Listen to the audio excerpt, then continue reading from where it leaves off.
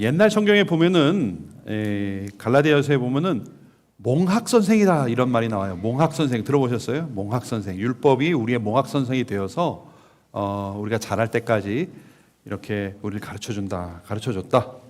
우리 인생과 또 학문 이것들을 가르치게 했던 사람입니다. 그래서 그 몽학 선생이 이렇게 판단력이 잘 없고 지식이 없을 때 그들에게 그런 것들을 가르쳐주고 역할이 다 끝나면 그 초등교사는 이제 그만두고 본인이 알아서 하는 그런 역할을 했던 몽학 선생이란 말이 있습니다. 우리 개정판에는 초등교사라 이렇게 번역이 되어 있어요. 성경에 나오지 않지만 여러분 반면교사라는 거 들어보시죠. 반면교사. 반면교사가 뭡니까? 반면교사는 한마디로 말하면 그렇게 하면 안 된다는 거예요. 그렇게 하면 안 된다. 그래서 잘못된 본보기 뭐 그런 것을 말하는 것이죠.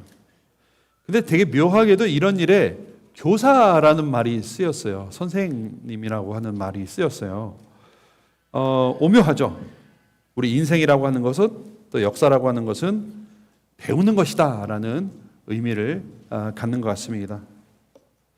우리는 지난주부터 저희들 이스라엘에 대해서 특별히 지금 바울이 다루고 있는 것을 생각해 보고 있어요. 묵상하고 있는데 이스라엘의 모습은 그야말로 우리들에게 초등교사요 또 반면교사가 되는 것을 우리는 읽으면서 발견하게 됩니다. 어떤 것은 아이고 이렇게 하면 안 되는데 이렇게 그런 느낌을 주면서도 한편으로는 우리도 이렇게 하는데 하는 느낌을 주는 것이 바로 이스라엘의 모습이라 하는 것이죠.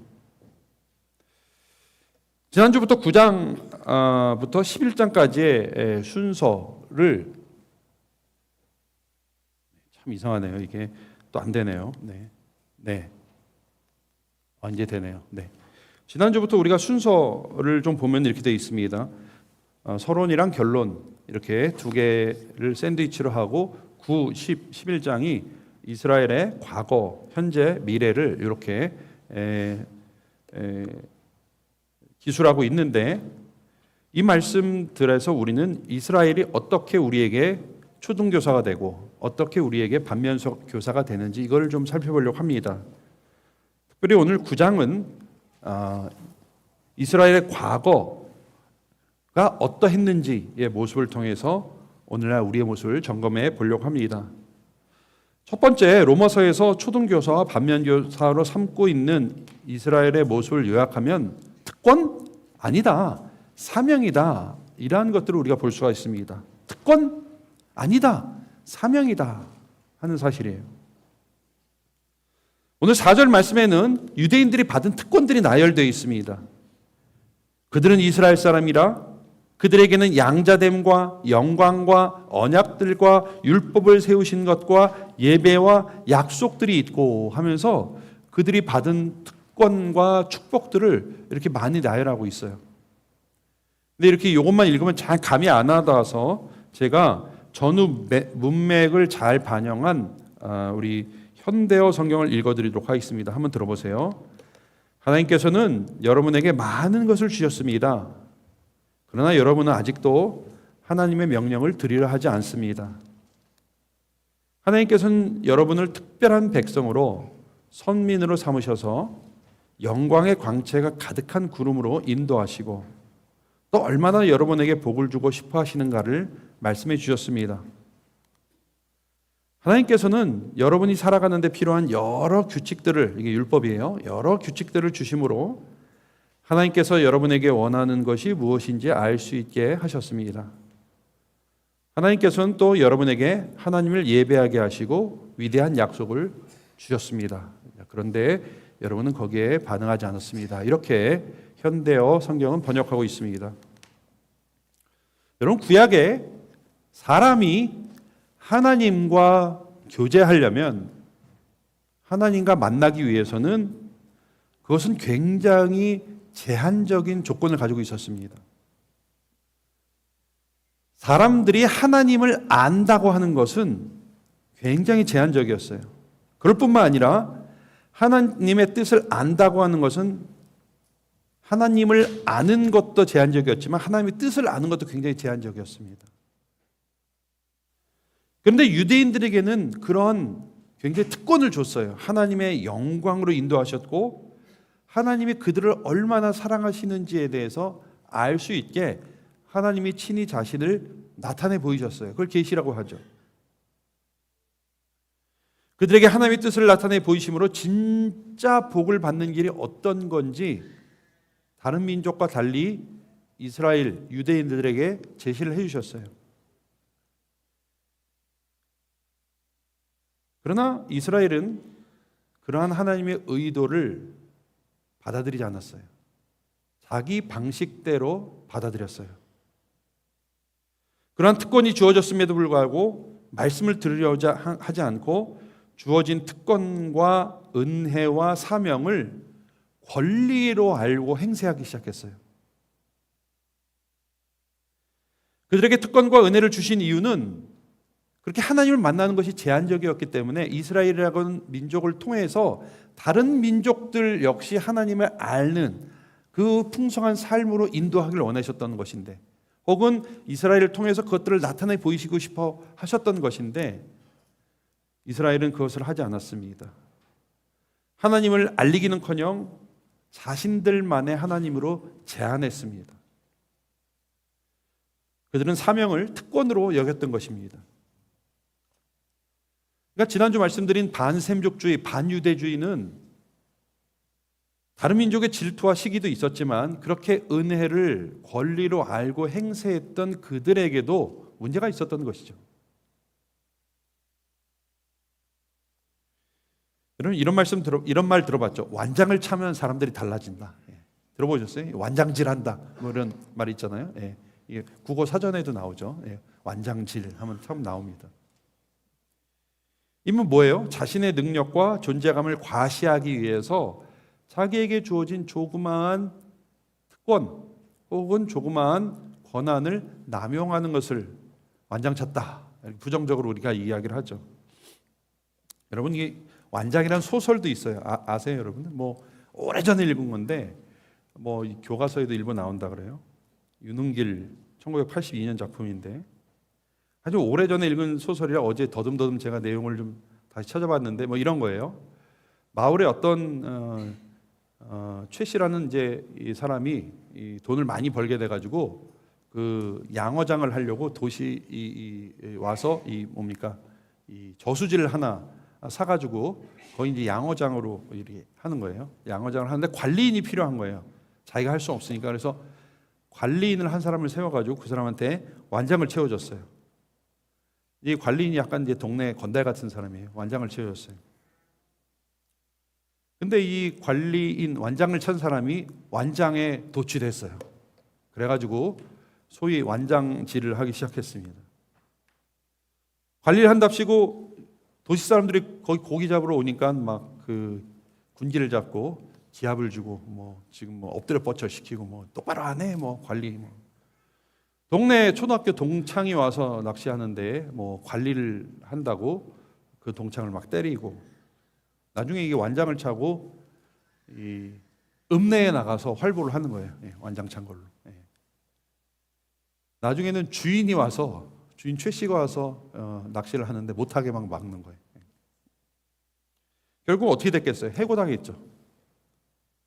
하여튼 중간을 다 건너뛰고 다행히 아름다운 결말은 뭐냐? 이 완장의 허무함을 알고 완장을 저수지에 던지는 걸로 얘기가 끝납니다. 훈훈하게 끝나죠.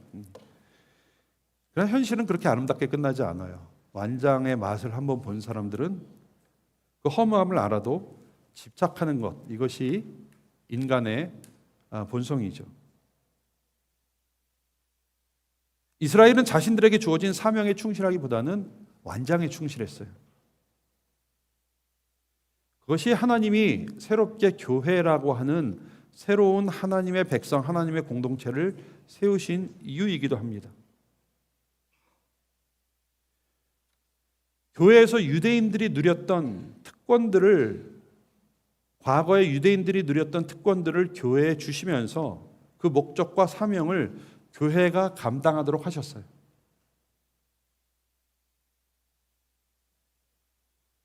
그런데 이 음성을 듣고 우리의 마음은 어떻습니까?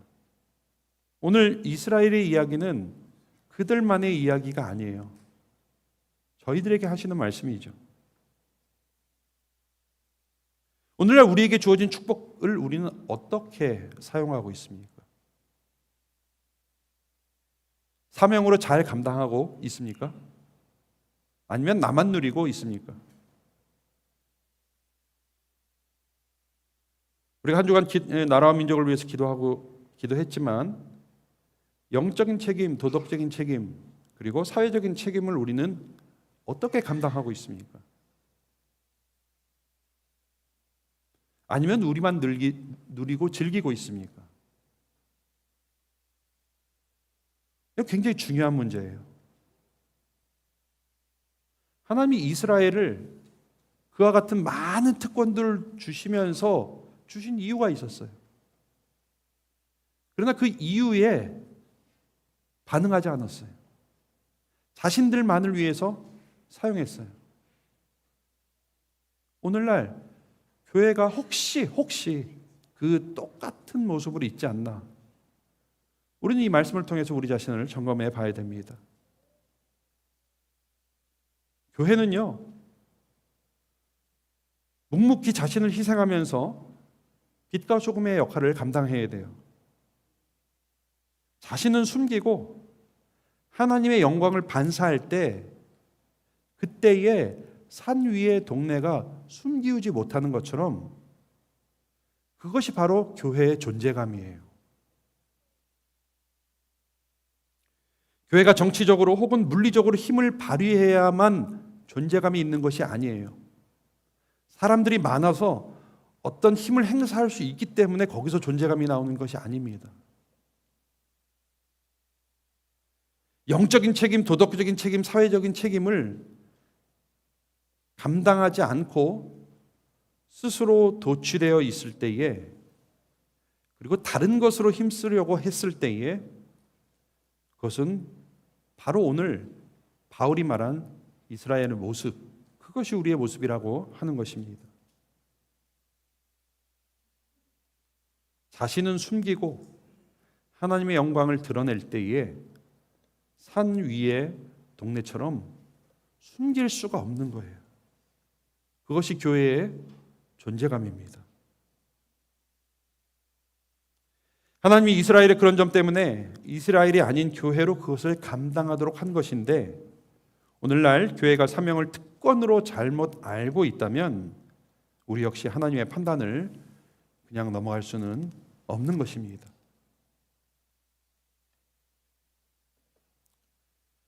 두 번째로, 로마서에서 우리에게 초등교사와 반면교사로 삼고 있는 이스라엘의 모습은 뭐냐면 공로?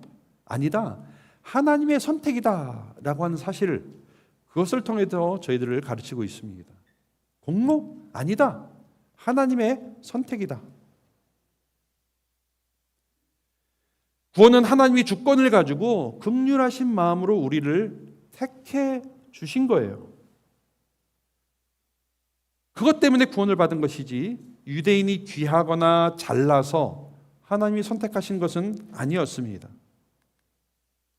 하나님이 선택하시고 약속하셨기 때문에 그들이 택함을 받은, 구원받은 하나님의 백성이 된 것이죠. 그러나 유대인들은 좀 다르게 받아들였어요. 그들은 이미 하나님의 백성인데 또 다른 무슨 하나님의 백성? 그들은 자신들이 하나님의 백성임을 당연하게 여겼어요. 그러나 유대인들이라도 당연하게 자동적으로 하나님의 백성은 아니죠.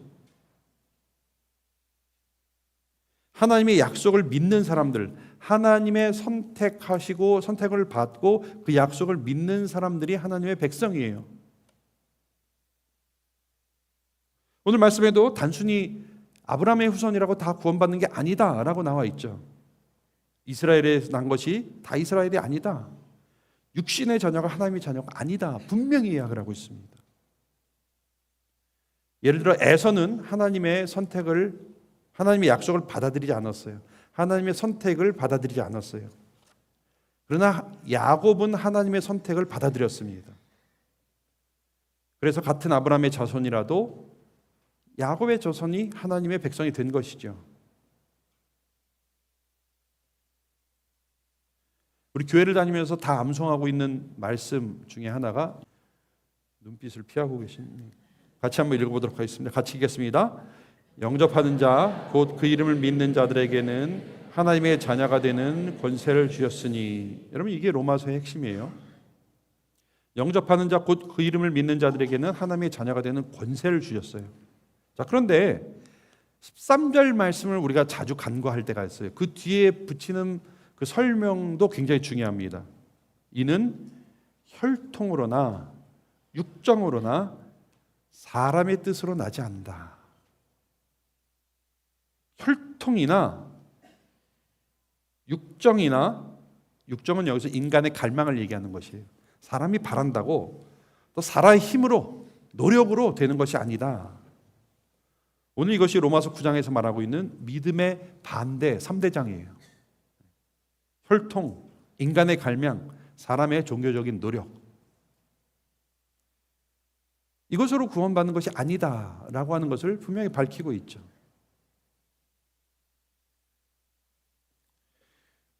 제가 저 대학교 다닐 때 교회에서 이제 청년들을 끌어모으느라고 뭘 했냐면 영어 성경 공부를 했어요. 그래서 미국인 선교사님을 데려다, 뭐 옛날에 그런 거 많이 했었잖아요. 80년대.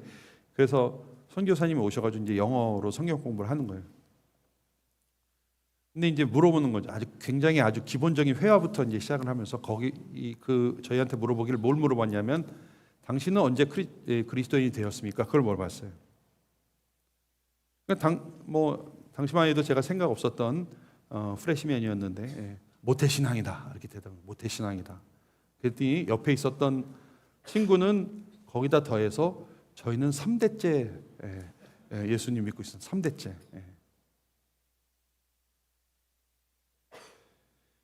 그때 선교사님이 요한복음 1장 12절 13절을 읽어주시면서 그리스도인이 되는 것은 절대로 혈통으로 되는 게 아니다, 거기에 대해서 말씀하시면서 우리를 혼내셨습니다. 잘못 알고 있다.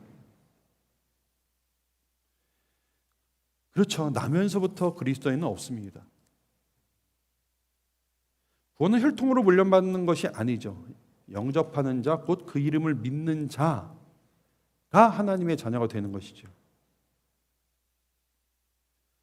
그러므로 우리는 우리 스스로를, 그리고 우리의 자녀들 확인을 해야 돼요. 잘. 아브라함의 하나님, 이삭의 하나님, 야곱의 하나님, 그 조상들의 하나님이 나의 하나님이다 라고 요셉이 고백했기 때문에 그가 믿음의 계보 가운데 들어간 거예요. 저절로 들어간 것이 아닙니다. 자동으로 혈통으로 들어간 것이 아니에요.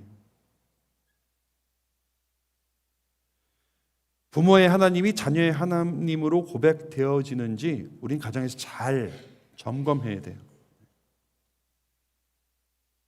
잘 점검하세요. 잘못하면 또 싸워요. 또 육정으로, 인간의 갈망으로 되는 게 아니에요. 추구한다고 원한다고 다 되는 게 아니에요. 왜냐하면 방향이 틀어져 있기 때문에 방향을 바로잡지 않으면 우리의 갈망들은 잘못된 갈망으로 갈 수밖에 없기 때문에 그렇습니다. 또 노력해서 종교적인 노력으로 되는 게 아니죠, 여러분. 저희도 잘 새겨들어야 돼요. 교회 다니는 사람들도 종교적인 노력을 해서 그것이 하나님 앞에 크레딧이 될 거라고 생각하는 사람들이 있어요. 근데 아니죠. 마침 이제 저희 모친이 지금 입원해 있어서 병원에 이제 가는데 아침에 출근하기 전에 가는데 항상 가면 불교 방송이 틀어져 있어요. 불교 방송이. 저희 모친 권사인데. 그래서 왜 권사님이 불교 방송을 보시나 물어봤더니 다른 환자들이 다 불자래. 그래가지고 다수결에 밀려가지고 불교 방송을 매일 보는 거예요. 그래서 이제 가서 있는 동안 이렇게 원치 않게 보게 됐는데 참 많이 놀래요. 물론 방송이라서 그랬겠지만 거기에 보면 종교적인 열심을 품는 사람들이 얼마나 많은지 몰라요. 그 사람들이 자기가 믿는 종교에 헌신하는 걸 보면은 정말 대단한 생각이 들었어요. 이 모습이 얼마나 진지하고 열심인지 나중에 제가 불교 방송 보면서 감동을 받았어요. 야, 저 정도 열심이면, 야. 다만 그 방송을 보면서 감사한 것이 하나 있었는데 다행이라고 생각했습니다. 야, 저렇게 해서 구원 받는 거였으면 나는 구원 못 받았겠다 생각이 들더라고요. 얼마나 열심히 다하는지. 믿음으로 구원받도록 초청받은 것이 얼마나 감사한 일인가 아침마다 확인하고 있습니다. 저는. 분명한 것은 뭐예요? 우리 혈통으로 물려받아서, 저도 장로 권사 아들이었어요. 저희 부모의 하나님이 나의 하나님으로 고백되기까지 과정이 있었어요. 또 부모의 지속적인 어떤 도전이 있었어요. 혈통으로나 육정으로나 사람의 뜻에 의해서 자동적으로 산술적으로 우리의 공로가 쌓여서 구원받는 것은 아니다. 근데 유대인들은 그럴 수 있다고 생각했어요. 하나님이 택하시고 우리가 믿음으로 반응할 때 구원받아 하나님의 백성이 되는 것인데, 유대인들은 저절로 자동적으로 되겠지 하고 기대했습니다.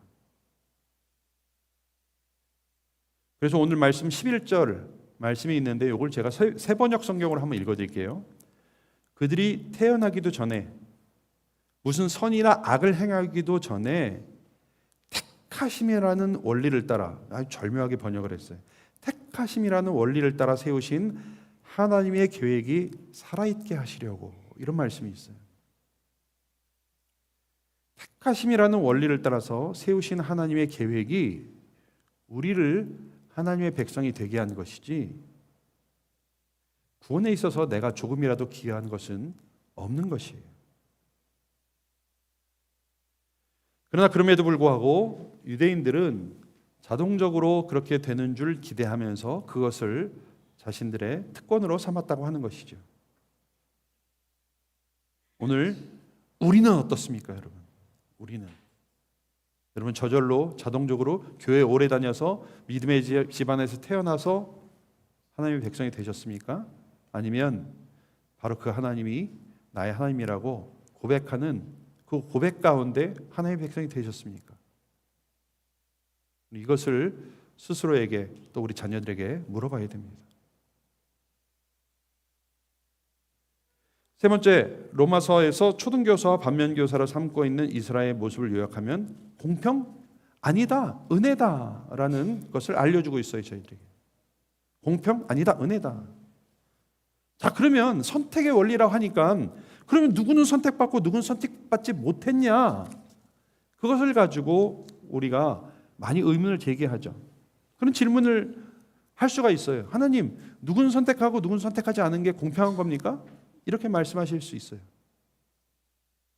우리 유대인들조차도 자동적으로 구원받지 못한다면 도대체 누가 구원을 받는 것이며 그 구원의 원리는 공평한 겁니까? 이렇게 물어볼 수 있어요. 뭐가 기준입니까? 누구는 사명을 받고도 구원을 받지 못하고 누구는 사명을 받지 않고도 구원을 받는다면 하나님, 그게 공평합니까? 라고 질문할 수가 있는 것이죠. 자, 우리는 이 질문에 대답하기 전에 이 질문을 잘 따져봐야 돼요. 이 질문은 얼핏 보면 공평을 요구하는 것 같아요. 자, 그런데 여러분 잘 생각해 보세요. 뭐가 공평한 거예요? 뭐가 공평한 걸까요? 예를 들어서 나라에서 전 국민에게 100만 원씩 다 나눠주는 거, 이거 공평한 거예요? 아니에요. 아니면 빚진 사람들 빚을 다 탕감해 주겠다, 이게 공평한 거예요? 아니에요. 예외 없이 다 탕감해 주겠다, 이게 공평한 거예요? 아니에요. 제가 뭐 특정 정책에 대해서 얘기하는 거 아니에요. 또 뭐 제 또 빨갱이다 아니면 뭐 태극기다 뭐 저 아니에요. 아시다시피 무미건조해요, 전 정치적으로. 공평은 죄송합니다만은 다 자기 입장에서 얘기하는 거예요. 대부분 보면은. 구원과 관련해서 더 그래요, 여러분. 누구나 구원을 받는 것, 여러분 다 공평한 거예요? 세상 사람들 그냥 다 구원받는 거 공평한 거예요? 어떠세요? 혹은 평생 죄를 100번만 지은 사람까지는 구원해주고 그 다음부터는 안 된다. 여러분 공평해요, 안 공평해요? 그럼 101번 지은 사람 애매하잖아요. 100번 짓고 그 다음 한번 지으려고 했는데 그러면 그 사람 어떻게 해야 돼요? 누구는 구원받고 누구는 구원받지 못하는 것은 불공평한 것입니까? 어떠세요, 여러분? 물론 여기서 우리 전제는 하나님은 되도록이면 많은 사람들 구원받기를 원하신다는 걸 전제로 해야 돼요.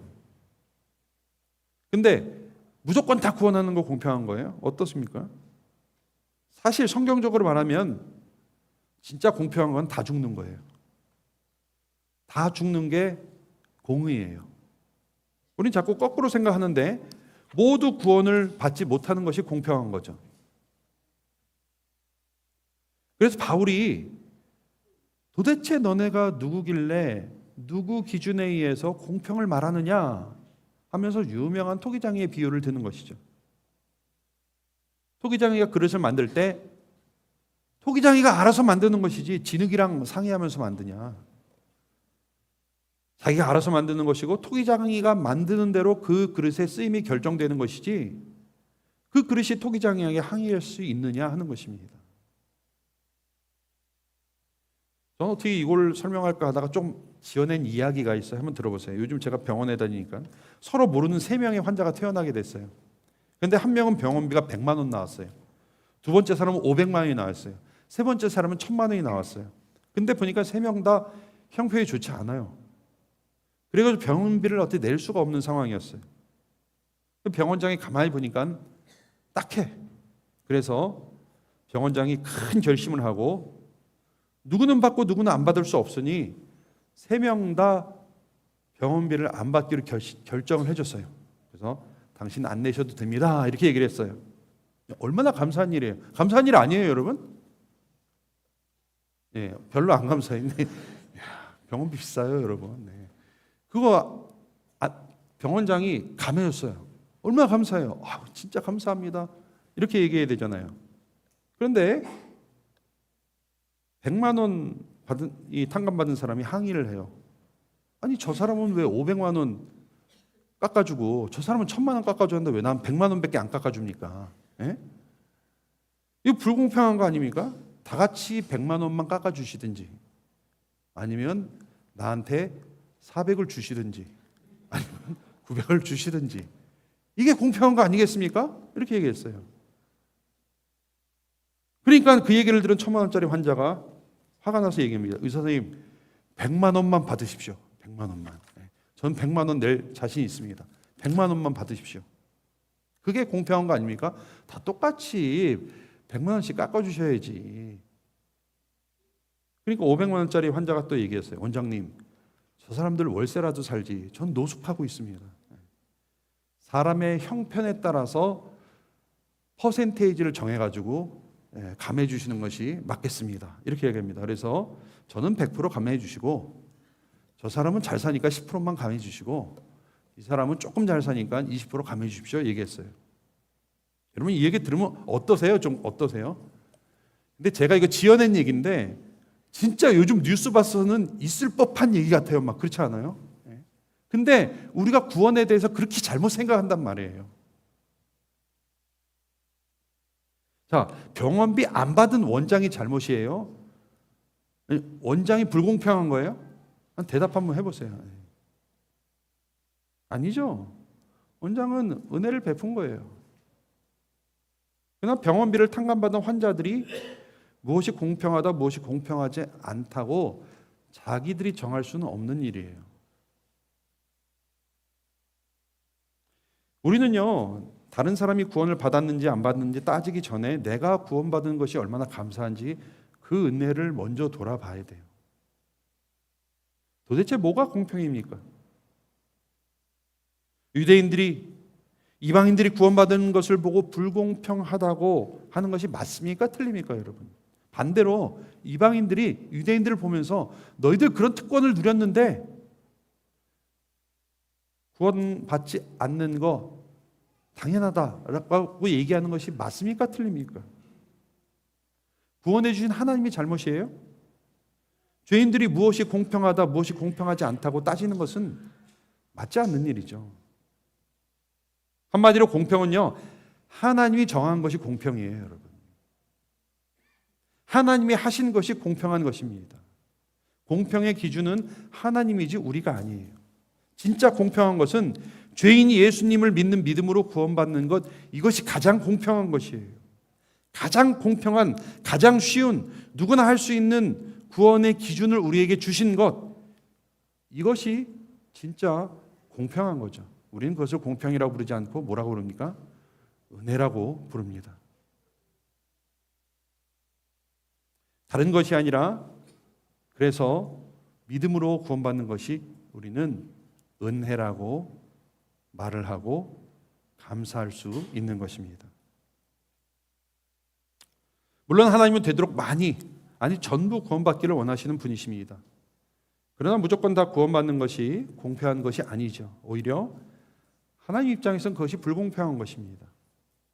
오히려 하나님은 누구나 그리스도를 통해서 구원받을 수 있다는 것이 공평한 것이고, 그것이 우리에게 주어진 은혜라고 오늘 말씀은 말씀해주고 있는 것입니다. 사랑하는 성도 여러분, 우리가 감동하고 감사해야 되는 것이 공평입니까? 은혜입니까? 당연히 은혜이죠. 자, 오늘 저희들이 이스라엘의 반면교사 또 초등교사의 모습을 살펴봤습니다. 세 가지를 우리가 살펴봤죠. 특권이냐? 아니다. 그것은 사명으로 우리에게 주어진 것이다. 우리의 공로로 구원받느냐? 아니다. 하나님이 선택하신 것이다. 그러면 그것이 공평한 것이다? 아니야. 은혜로 우리가 구원받는 것이다. 이스라엘의 모습은 오늘날 우리의 모습일지도 모릅니다. 우리는 속히 돌아가야 됩니다. 우리는 받은 대로, 사명대로 살아가야 하고, 나의 공로를 내려놓고 하나님의 은혜에 감사하며 살아가야 하겠습니다. 겸손하게 그 자리로 돌아가야 합니다. 그럴 때 하나님은 우리의 삶을 더 풍성하게 해 주실 것입니다. 그런 풍성한 삶을 누리시는 저와 여러분들 되시길 주님의 이름으로 축원합니다. 기도드리겠습니다. 하나님, 오늘 이스라엘의 모습에서 우리가 받은 구원, 하나님의 백성됨에 대해서 다시 한번 생각해 봤습니다. 우리에게 주어진 많은 축복들이 있는데 그것을 우리만을 위해서 이기적으로 사용하고 있지 않습니까? 우리가 그것을 받은 사명으로 알고 살게 하여 주시옵소서. 사명대로 살게 하여 주시옵소서. 우리의 노력으로 무엇이 된 것이 아니라 하나님이 우리를 선택하셨고, 그것은 은혜로 우리를 구원하신 그 은혜 가운데 우리가 들어가게 되는 것을 다시 한번 매일매일 생각하며 그것이 얼마나 감사한 것인지 우리 주께 감사하며 살아가는 저희들 될 수 있도록 우리를 붙들어 주시옵소서. 예수님의 이름으로 기도드리옵나이다. 아멘.